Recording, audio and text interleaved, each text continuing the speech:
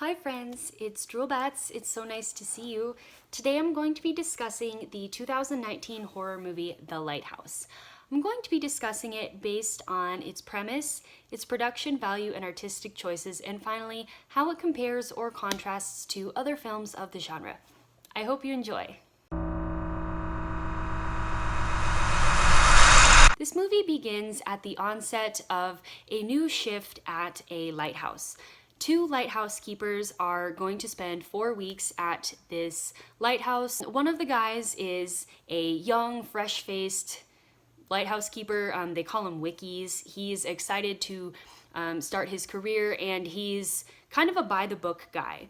By contrast, the other fellow is a wizened, salty, seasoned old guy who's been doing this for like his whole life, basically. While he's seemingly nice at first, he really gets his kicks out of pushing this young Wickie around. He saves all the scut work and dirty work and just not fun things for the young guy. And one thing is that they are supposed to take turns keeping track of who's up in the lighthouse and who's down below. That's not what the old guy wants. He is the only one, according to his book, who is allowed up in the lighthouse. As they spend more and more time together, the old guy seems to start deliberately pushing the buttons of the young guy. The young guy's like, surely I can just wait this out. Surely I can wait it out.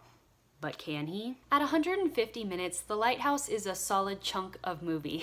It's very moody, but the eeriness sets in right away, so while it's not the fastest paced movie in the world, no time is wasted and no time is lost. Visually, this movie is a force.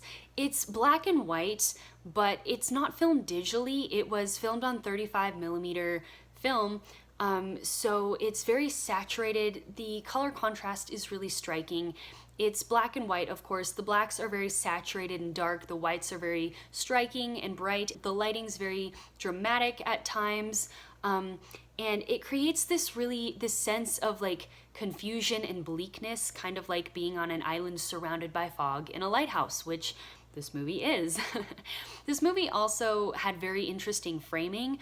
It's not like widescreen, kind of like you see here. It's more of the square, kind of old school movie framing that a lot of the older films were filmed in. It kind of lends itself to this feeling of being a classical older film. You really get a sense of the lighthouse and the area surrounding it that these two guys are living in for 4 weeks. The set was very expansive and detailed, and they really let us see it. This movie kept itself very fresh visually. It had a very distinctive tone that they went for. I think they achieved it. In many ways, some of the scenes are very normalized, and in others, there are incredibly long and intense scenes. There's a monologue, for example, that just, at least from my opinion watching it, it just felt like it went on and on. It kind of adds to this frenetic energy and this kind of confusion and kind of freaked out feeling that you get when watching it. This movie really plays on heightened emotions, and I think it evokes these intense feelings in a very esteemable way. Besides being very fascinating visually, this movie had some great actors. It had a very minimal cast. Willem Dafoe and Robert Pattinson are the main two guys. These two guys are alone on this island, and they carry the movie. I think having a minimal cast allowed the main two characters to just really give it their all, because they didn't have to worry about playing off of too many other people. They could just kind of focus on what they were supposed to be doing with just each other. I think it also built a really strong and strange rapport between the characters, and you could see that on the screen. Without getting too much into it, they really pushed themselves in very interesting and distinctive performances. The special effects were very good in this movie as well. There are some supernatural elements. They're very interesting, very detailed. It was very convincing. It was very eerie. It added to this very moody and strong stylized film. Altogether, the artistic choices in this movie were very strong, but I think they really matched the tone that they were going for. It was a very interesting blend of classical, kind of nods to classical past horror imagery, and kind of like a modern, not even modern, but just a new take that's very unique and very unexpected. Now I'm going to be discussing how this movie stands apart from or blends into other films of the genre. I am going to be spoiling parts of this movie. So if you don't want spoilers, please take this as your cue to leave now and go watch this movie. I believe it's on Amazon Prime right now. So if you're a streaming person, that's an option for you. He's very determined to adhere to the rule book, and he doesn't really trust the old guy. The old guy, you know, kind of picks on him. He has a lot of fun picking on him, and it seems like he's been telling some lies. There's a lot of inconsistency in what he says. He absolutely refuses to take a drink. On the last night, however, he agrees to drink, and he's like, well, you know, we're not going to be together anymore. It's our last night of this month, and, you know, whatever. So, you know, they cheers.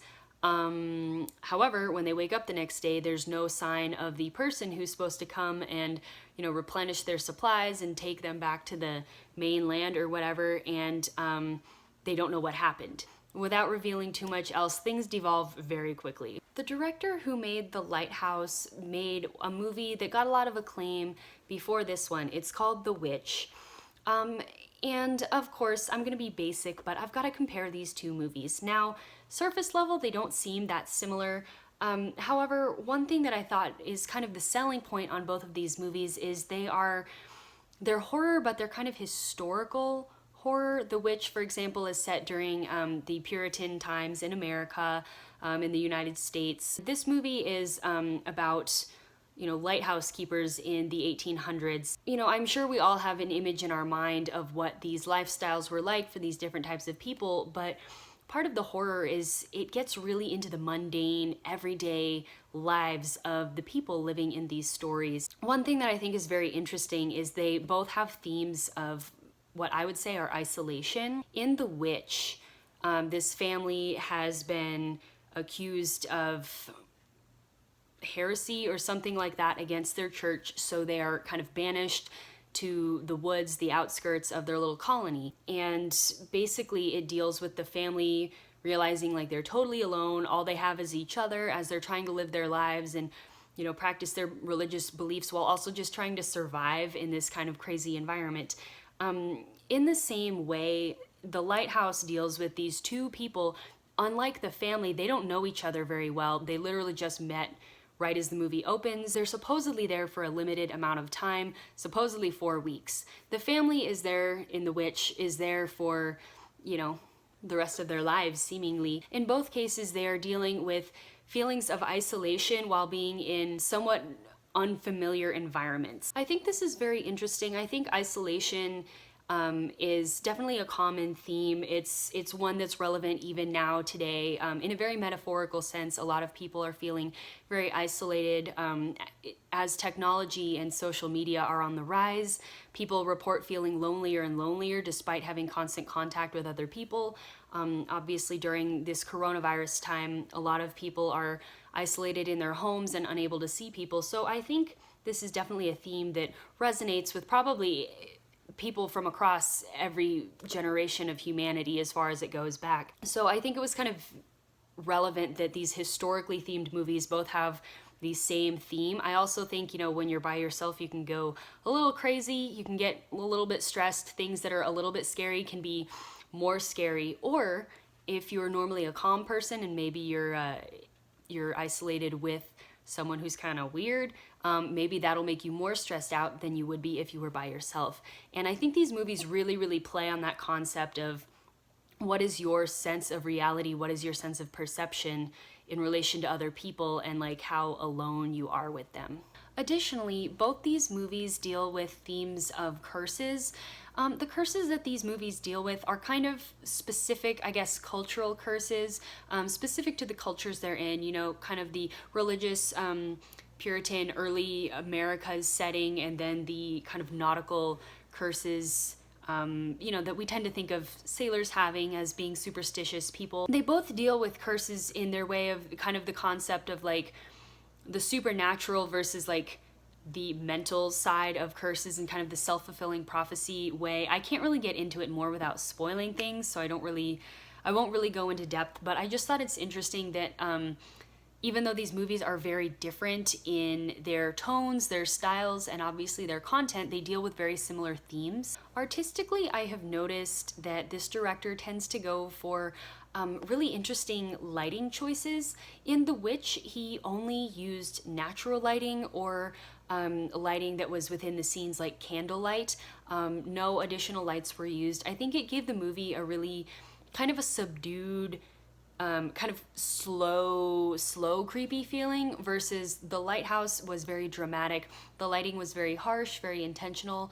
And so I think they had kind of an interesting approach, both these movies. I expect when we see another by this director, I will hope that it would have the same thing. I think lighting is a very interesting and kind of underrated artistic choice. That said, I think The Lighthouse is better than The Witch.